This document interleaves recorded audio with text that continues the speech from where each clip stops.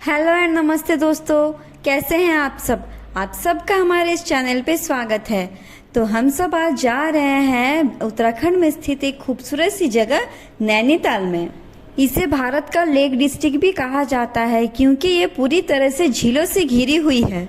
अगर आप भी नैनीताल घूमने की प्लानिंग कर रहे हैं तो ये वीडियो आपके लिए काफ़ी यूज़फुल होगी। आज की वीडियो में हम आपको बताने वाले हैं नैनीताल आपको कैसे पहुंचना है, नैनीताल में आप कहाँ रुक सकते हैं, नैनीताल में हमको कितने दिन का ट्रिप बनाना चाहिए, नैनीताल में सबसे अच्छा और बेस्ट टाइम कौन सा होता है विजिट करने के लिए, और साथ ही में ये भी जानेंगे कि नैनीताल में हमें कहाँ कहाँ घूमना है और घूमने के लिए स्कूटी ले या फिर टैक्सी लेके घूमें। सारा कुछ हम इस वीडियो में जानेंगे।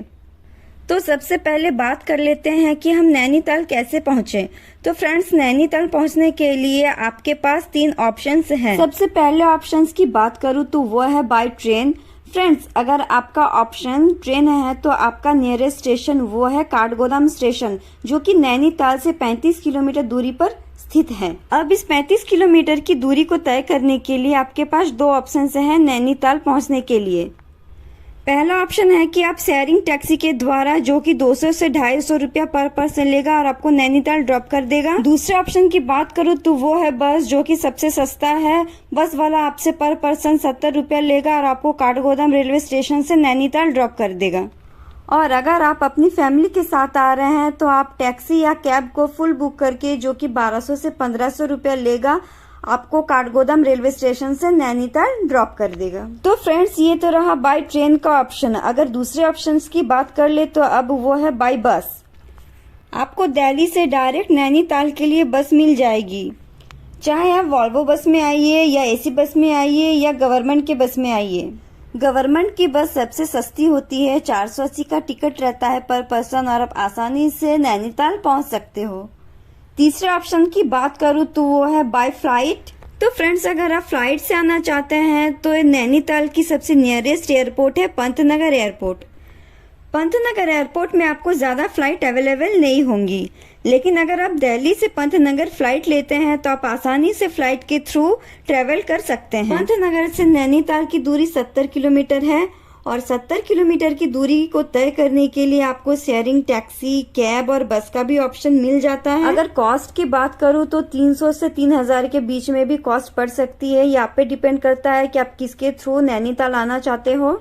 अगर आप शेयरिंग टैक्सी लोगे तो वो आपसे पर पर्सन 300 रुपया लेगा और आपको नैनीताल ड्रॉप कर देगा। तो फ्रेंड्स, अब हम नैनीताल पहुंच चुके हैं और अब जान लेते हैं कि नैनीताल में हमें स्टे कहाँ पे करनी चाहिए। फ्रेंड्स, नैनीताल में आपके पास 2 ऑप्शंस हैं होटल लेने के लिए। पहले ऑप्शन की बात करूँ तो वो है नैनी लेक के पास। आपको वहाँ पर बहुत सारे होटल और कॉटेज देखने को मिल जाएंगे, तो आप वहाँ पर होटल ले सकते हो। दूसरा ऑप्शन है मॉल रोड का। फ्रेंड्स, नैनी लेक से मॉल रोड की दूरी लगभग 1 किलोमीटर पड़ती है, तो आप चाहे तो मॉल रोड के आसपास भी होटल ले सकते हैं। अब अगर मैं यहाँ पे कॉस्ट की बात करूँ तो आपको 1000 रुपए से होटल देखने को मिल जाएंगे और ये रेट 10,000 से भी ज्यादा हो सकता है। जैसा आप होटल लेना चाहे वैसे कॉस्ट बढ़ती चली जाती है, पर मिनिमम आपको 1000 रुपए से होटल देखने को मिल जाएंगे। तो अब बात कर लेती हूँ कि नैनीताल में आप क्या खा पी सकते हो। तो उसके लिए आपको ज्यादा सोचना नहीं पड़ेगा, क्योंकि आपको वहाँ आसानी से स्ट्रीट फूड अवेलेबल हो जाएंगे, रेस्टोरेंट अवेलेबल हो जाएंगे, आपको वहाँ पे ढाबा देखने को मिल जाएगा। तो आपका जहाँ मन करे वहाँ पे आप आसानी से खाना पीना खा सकते हो। कॉस्ट आपको ज्यादा नहीं पड़ेगी, 100 रुपये में भी आपको भरपेट खाना मिल जाएगा। या फिर आप अपने होटल में ब्रेकफास्ट, लंच और डिनर ले सकते हो, इससे आपकी कॉस्ट थोड़ी ज्यादा लग जाएगी। तो चलिए फ्रेंड्स, अब बात कर लेती हूँ आपको नैनीताल में कहाँ कहाँ घूमना है और नैनीताल में हमें स्टे कितने दिन करनी चाहिए। तो फ्रेंड्स, 2 दिन नैनीताल के लिए सफिशिएंट है। 2 दिन में आप नैनीताल आराम से घूम लेंगे। अब ये बात करते हैं कि आपको नैनीताल आना कब चाहिए। नैनीताल में आपको हमेशा भीड़ देखने को मिल जाएगी। टूरिस्ट वहाँ जाते ही रहते हैं, लेकिन सबसे अच्छा समय है दिसंबर से जनवरी का। इस टाइम पे आपको टूरिस्ट की भीड़ तो देखने को मिलेगी, लेकिन अगर आप इस टाइम पे नैनीताल जाते हो तो आप स्नो का भी मजा ले सकते हो। लेकिन अगर आप मई जून के टाइम पे नैनीताल आते हो तो आपको स्नो देखने नहीं मिलेगी। पर जो पीक टाइम होता है वो मई जून का होता है, क्योंकि उस टाइम पर समर वेकेशन का टाइम होता है और उस समय पर बहुत ज्यादा भीड़ देखने को मिलती है।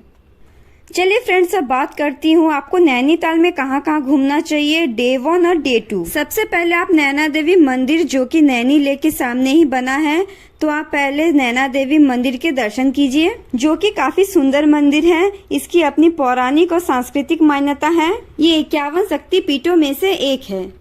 तो मंदिर दर्शन के बाद आपको आना है नैनी लेक के पास बोटिंग करने के लिए। नैनी लेक एक बहुत बड़ा लेक है। आपको बोट में बैठे हुए दोनों तरफ हरे भरे पेड़ों से घिरे हुए पहाड़ों को देखने का एक अलग ही एक्सपीरियंस मिलेगा। अगर यहाँ पे मैं बोटिंग के चार्जेस की बात करूँ तो नैनीताल झील के आधे राउंड को लगाने के लिए आपको 320 रुपए रेंट देने होंगे, और अगर आप झील के पूरे राउंड यानी पूरे चक्कर लगाते हो तो आपको 420 रुपया देने होंगे। बोटिंग करने के बाद आपको जाना है Echo Cave Garden. Friends, Echo Cave Garden में आपको प्राचीन गुफाएं देखने को मिल जाएंगी। इसमें टोटल 6 गुफाएं आपको देखने को मिलेंगी जो सुरंगों के माध्यम से जुड़ी हुई हैं। सारे गुफाओं के अंदर आप शायद ना जा पाओ। इनमें से कुछ गुफाएं इतनी संकीर्ण है कि लोगों को वहां से निकलने में थोड़ी प्रॉब्लम होती है। अगर आप पतले हैं तो फिर आप आसानी से इन गुफाओं से निकल जाएंगे, लेकिन आप अगर थोड़े से हेल्दी हैं तो आपको थोड़ी सी परेशानी का सामना करना पड़ सकता है। तो फ्रेंड्स, केव गार्डन घूमने के बाद आपको जाना है मॉल रोड। फ्रेंड्स, आप चाहे तो मॉल रोड इवनिंग के टाइम में भी घूम सकते हैं। मॉल रोड में आप चाहे तो शॉपिंग भी कर सकते हो। शॉपिंग के आपको बहुत सारे ऑप्शंस देखने को मिल जाएंगे, और आपका मन करे तो आप मॉल रोड की स्ट्रीट फूड का भी मजा ले सकते हो। इवनिंग के टाइम पे वहाँ पे ठंडी ठंडी हवाएं चलती है, तो आप उस टाइम स्ट्रीट फूड खा सकते हो। फर्स्ट डे हमारा यहाँ पर कंप्लीट होता है और हम होटल में रेस्ट करते हैं, और सेकेंड डे सुबह उठकर आप चले जाएंगे नैना पीक, जिसे चाइना पीक भी कहा जाता है। नैना पीक नैनीताल की सबसे ऊंची पर्वत चोटी है। वहाँ तक पहुँचने के लिए आपको 6 किलोमीटर ट्रेक के रास्ते को पार करना पड़ेगा। नैना पीक से आपको नैनीताल शहर का बर्ड आई व्यू देखने को मिलता है, जो कि काफी सुंदर लगती है। इस ऊंचाई से आपको नैनी झील की बहुत ही सुंदर मैंगो शेप व्यू देखने को मिल जाती है। इस जगह पे आके आप और भी कई प्राकृतिक दृश्यों का मजा ले सकते हो। साथ ही साथ आप यहाँ पे वीडियोग्राफी और फोटोग्राफी भी कर सकते हो। तो चलिए फ्रेंड्स, नैनी पीक के खूबसूरत व्यू को देखने के बाद आपको चले जाना है स्नो व्यू पॉइंट पे। वहां तक पहुंचने के लिए आप कैब या रोपवे से भी आ सकते हो। रोपवे की स्टार्टिंग पॉइंट मल्लीताल और ending point snow view point है। रोपवे से आप नैनीताल के खूबसूरत व्यूज को भी देख पाएंगे। अगर मैं यहाँ पे रोपवे की कॉस्टिंग की बात करूँ तो राउंड ट्रिप यानी आने और जाने के आपको 360 रुपये देने होंगे। स्नो व्यू पॉइंट शनिवार को छोड़ सप्ताह के सभी दिन सुबह 10:30 बजे से शाम 5 बजे तक खुली रहती है। यहाँ पर आपको कई सारी एक्टिविटीज भी करने को मिल जाती है, जिनका अलग अलग कॉस्ट रहता है। तो चलिए फ्रेंड्स, स्नो व्यू पॉइंट घूमने के बाद आपको आगे जाना है नैनीताल जू में। यहाँ पे आपको एक गार्डन देखने को मिल जाएगी और बहुत सारे एनिमल्स भी आपको देखने को मिल जाएंगे। तो फ्रेंड्स, जू को 1 से 1.5 घंटे तक अच्छे से घूम लेने के बाद आपको चले आना है हिमालयन बोटानिकल गार्डन, जो कि नैनीताल से 7 किलोमीटर दूरी पर स्थित है। यहाँ पर एंट्री फी की बात करूँ तो आपको पर पर्सन 50 रुपए एंट्री फी देने होंगे। यहाँ पर आपको अलग अलग प्रकार के देश और विदेश के पेड़ पौधे देखने को मिल जाएंगे। साथ ही आपको अलग अलग प्रजातियों के रंग बिरंगी तितलियों को भी देखने का मौका मिलेगा। हिमालयन बोटानिकल गार्डन के पिक पॉइंट से भी आपको नैनीताल की खूबसूरत व्यू पॉइंट आपको दिखाई देगी। तो चलिए फ्रेंड्स, ये तो रहा नैनीताल के आसपास के, जो कि 6 से 7 किलोमीटर के अंदर आपको देखने को मिल जाएगी। लेकिन अगर आप नैनीताल से और थोड़ी दूरी पर घूमना चाहते हैं तो भी आपके पास बहुत सारे ऑप्शंस हैं, जैसे भीमताल। भीमताल की लेक भी बहुत बड़ी है, तो आप चाहो तो भीमताल की लेक को भी आप घूम सकते हो। आप चाहो तो कैंची धाम जा सकते हो, जहाँ पे नीम करोली बाबा का आश्रम है, तो आप आश्रम के दर्शन भी कर सकते हो। आप खुरपाताल घूम सकते हो, और भी कई सारी ऑप्शंस आपको घूमने के लिए मिल जाएंगी। तो फ्रेंड्स, डे नंबर 2 में आप इन सारी जगहों में घूम सकते हो। और अब बात करते हैं आप इन सारी जगहों पे जाए कैसे, किससे ट्रैवल करें। तो आपके पास 2 ऑप्शंस हैं। पहला, आप टैक्सी, कैब या ऑटो कर सकते हैं और आसपास के साइड सीन को कर सकते हैं, जो कि टैक्सी वाला आपसे 1500 से 2000 रुपया लेगा और साइड सीन करके आपको नैनीताल वापस छोड़ देगा। दूसरा ऑप्शन है स्कूटी या बाइक। आप स्कूटी या बाइक हायर कर लीजिए, आपको मॉल रोड के पास बहुत सारे एजेंट मिल जाएंगे, तो आप वहां से गाड़ी कर सकते हैं। और अब बात करती हूँ आपको कितना कॉस्ट पड़ जाएगा एक दिन के स्कूटी और बाइक के रेंट का। अगर आप स्कूटी रेंट पे लेते हो तो इसका कॉस्ट 500 से स्टार्ट हो जाती है, और अगर आप बाइक रेंट पे लेते हो तो इसकी स्टार्टिंग प्राइस 1000 रुपीज से होती है। स्कूटी या बाइक के मॉडल नंबर के हिसाब से आपको रेंट की कॉस्ट कम या ज्यादा लग सकती है। तो आपको गाड़ी लेने का मन करे तो आप गाड़ी ले सकते हो। आपके पास ड्राइविंग लाइसेंस होना जरूरी है। एजेंट आपसे कुछ सिक्योरिटी डिपॉजिट लेगा और आपसे एक आधार कार्ड लेगा। तो आप अपने पास 1-2 आइडेंटिटी कार्ड जरूर रखिएगा ताकि आपको गाड़ी लेने में कोई प्रॉब्लम का सामना ना करना पड़े। तो फ्रेंड्स, अब बात करती हूँ आपको नैनीताल घूमने का टोटल कितना कॉस्ट आ जाएगा इस 2 दिन के टूर का।